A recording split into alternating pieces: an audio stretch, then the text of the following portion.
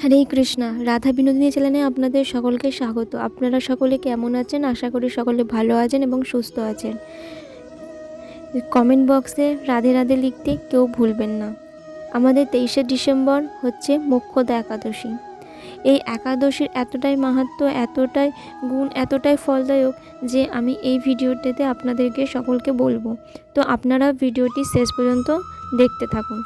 তো এই দিনে মোক্ষদা একাদশীর এতটাই মাহাত্ম্য যে এই দিনে ভগবান শ্রীকৃষ্ণ অর্জুনকে কুরুক্ষেত্রের যুদ্ধের সময় গীতা 40 মিনিটে প্রদান করেছিলেন।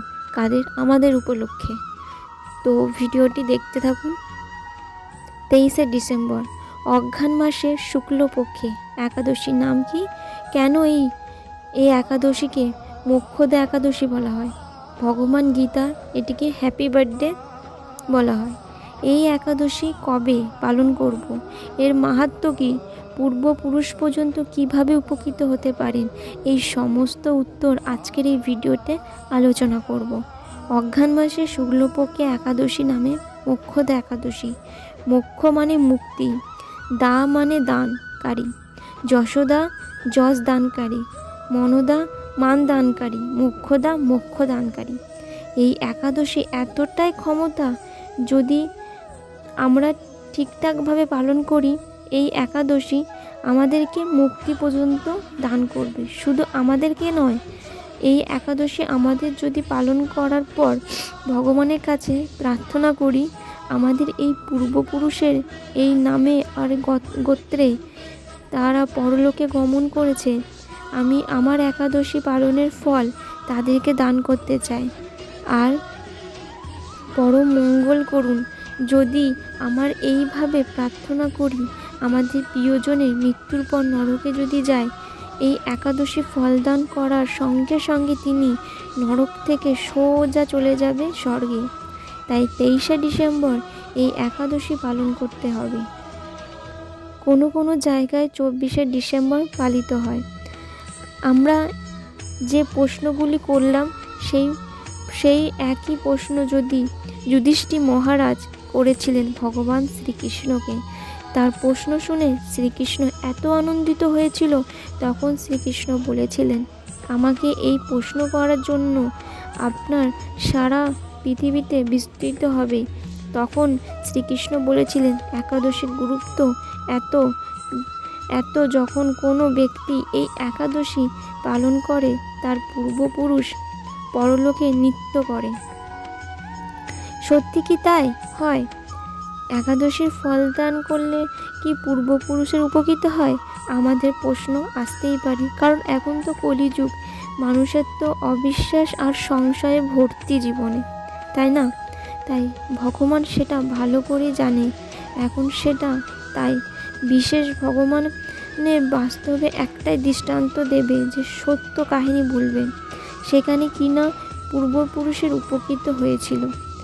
ভগবান সেই অলৌকিক কাহিনীটি শুরু করবে। বহু পূর্বে মনোরম এক চম্পকনগরে বৈখালস নামে একজন রাজা ছিলেন। সে রাজা খুবই ধার্মিক। তার রাজ্যটি ছিল খুবই সুখে, আর রাজ্যের অনেক বৈদিক ব্রাহ্মণও ছিলেন। তার রাজ্যটিকে অলঙ্কৃত করে সেই ধার্মিক রাজা, ধনবান রাজা একদিন স্বপ্ন দেখলেন। তারপর তার পিতা পরলোকে গমন করে তিনি নরকে অশেষ কষ্ট পাচ্ছিলেন। নরকে 84 লক্ষ কুণ্ড আছে। সেই কুণ্ডে বিভিন্ন আত্মাকে ফেলে কষ্ট দেওয়া হয়। রাজা দেখল যে তার পিতা কষ্ট যন্ত্রণায় ভোগ করছে। সেই পুত্র আমাকে এখান থেকে উদ্ধার করো। এই স্বপ্ন দেখার পর ঘুম ভেঙে গেল রাজার।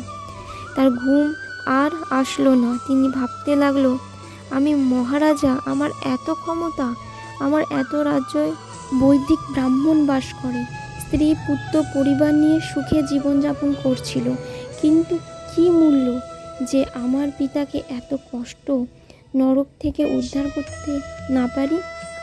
যে পিতা আমাকে জন্ম দিয়েছেন, যে পিতা আমাকে এই রাজ্য দিয়েছেন, যে এত সুখ দিয়েছেন, তার চরম বিপদের সময় তাকে যদি উদ্ধার করতে না পারলাম, তাহলে ধিক আমাকে। রাজা এইভাবে বললেন। তিনি সকলের ব্রাহ্মণকে ডাকলেন। তিনি সব বিষয়ে বললেন। ব্রাহ্মণদের অনুরোধ করলেন যে কোনো যজ্ঞ করলে বা কোনো তপস্যা করলে, কোনো পুণ্য ফল করলে আমার পিতাকে কি উদ্ধার করতে পারবো? এই ব্রাহ্মণগণ আমাকে সাহায্য করুন, যাতে আমি পিতাকে নরক থেকে উদ্ধার করতে পারি। তখন তার শাস্ত্রে পর্যন্ত আলোচনা করলেন যে কিন্তু পরলোকের গত পিতাকে নরক থেকে উদ্ধার করা উপায় কি? তারা সেটা নিঃসঙ্গ হতে পারলেন না। তারা সকলে এসে বললেন যে সামনেই আছে মহর্ষি পর্বতমুনি আশ্রম। পর্বতমুনি বিশেষ খ্যাতি সবাই জানে। তিনি ত্রিলোকের, তার অজানা কিছু মাত্র নাই। তাহলে রাজা, আমরা সেই পর্বতমুনির কাছে সমর্পণ হই। আমি নিশ্চিত এমন কোনো পথের সন্ধান তিনি দিতে পারবে যার ফলে আপনি আপনার পিতাকে উদ্ধার করতে পারবেন। রাজা সব ব্রাহ্মণদেরকে নিয়ে সেই পর্বতমুনির আশ্রমের দিকে রওনা দিলেন। দূর থেকে ব্রাহ্মণকে দেখে মাত্রই, পর্বতমুনিকে দেখেই দূর থেকেই তিনি ষষ্ঠাঙ্গে প্রণাম করলেন। পর্বতমুনি খুশি হলেন রাজার এই শ্রদ্ধা দেখে। তাদেরকে কাছে ডেকে ডাকলেন আর তাদেরকে জিজ্ঞাসা করলেন, আমার কাছে কেন এসেছিস? কী কারণ? হে প্রভু, আপনার কৃপায় আমাদের রাজ্য সকলে কুশলে আছে, শান্তিতে বাস করছি। আমার সমৃদ্ধি হচ্ছে, কিন্তু আমি কালে স্বপ্নই দেখলাম যে আমার পিতা নরকে কষ্ট পাচ্ছে। আমাকে অনুরোধ করে বললেন, হে পুত্র, আমাকে উদ্ধার করো। এই ঋষি আমাকে দয়া করো। এমন কোনো পথ সন্ধান দেন যাতে আমার পিতাকে উদ্ধার করতে পারি। কথাটি শুনে তিনি হাসলেন এবং কিছুক্ষণের জন্য ধ্যানস্থ হলেন। তারপর চোখ খুলে বললেন, রাজন, সত্য আপনার পিতা নরকে কষ্ট পাচ্ছে। অত্যন্ত কামাচারী হওয়ার কারণে তিনি দণ্ড পাচ্ছেন। একটা উপায় আছে। তিনি যদি অঘ্রাণ মাসে শুক্লপক্ষে মোক্ষদা একাদশী পালন করেন, তার ফলাফল আপনার পিতাকে অর্পণ করুন, তাহলে নিশ্চিতভাবে আপনার পিতা নরক থেকে মুক্তি লাভ করবেন। এটা থেকে আপনার দুটো জিনিস শিখলাম। যদি আমরা কামাচারী হয়, তাহলে আমাদের নরক দণ্ড ভোগ করতেই হবে। তাই আমাদের কামনা বাসনাগুলি সংযত রাখতে, ইন্দ্রিয়গুলোকে নিয়ন্ত্রণ করতে হবে, তাহলে শাস্তি অনিবার্য।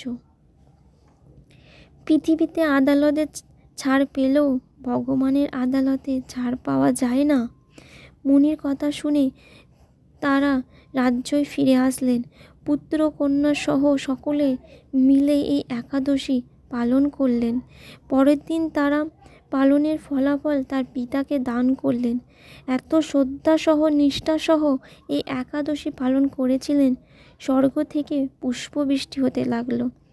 আমাদের একাদশী করলে স্বর্গ থেকে পুষ্পবৃষ্টি হবে না, কিন্তু অবশ্যই বিশেষ ফল লাভ অবশ্যই করবেন। তার থেকে আমাদের পূর্বপুরুষ উপকৃত লাভ অবশ্যই করবে। রাজা পিতা তিনি আনন্দে নৃত্য করলেন আর রাজাকে আশীর্বাদ করলেন এবং তিনি নরক থেকে স্বর্গে গমন করলেন।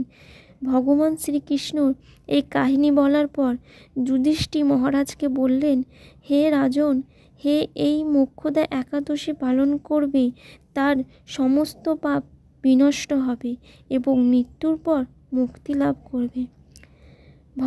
ভগবান বললেন যে এর একাদশী পুণ্যফল কতটা সেটা আমারও জানা নেই। এর থেকে বোঝা যাচ্ছে যে, বুঝতে পারছি যে এই একাদশী গুরুত্ব কতটা। এই ব্রত যে পাঠ করে, যে শ্রবণ করে, বাজপেয় যজ্ঞের ফল সে লাভ করে।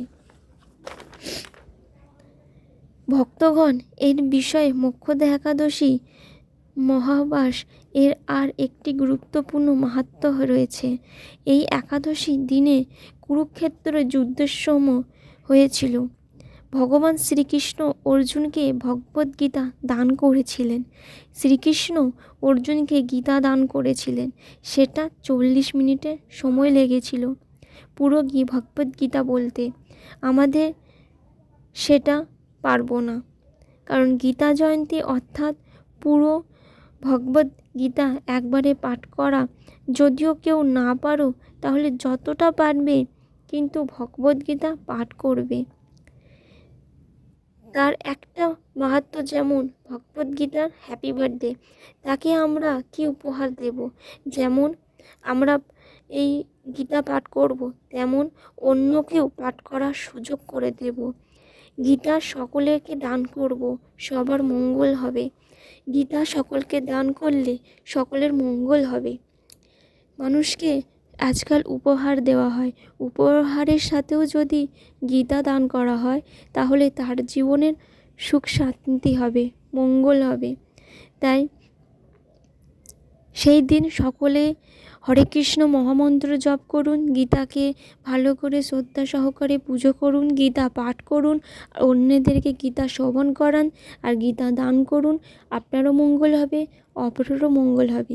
যদি এই ভিডিওটি ভালো লেগে থাকে আপনাদের, তাহলে আমার চ্যানেলটিকে সাবস্ক্রাইব করে পাশে থাকা বেল আইকনটি প্রেস করে দিও নিত্য নতুন ভিডিও পাওয়ার জন্য। হরে কৃষ্ণ, রাধে রাধে।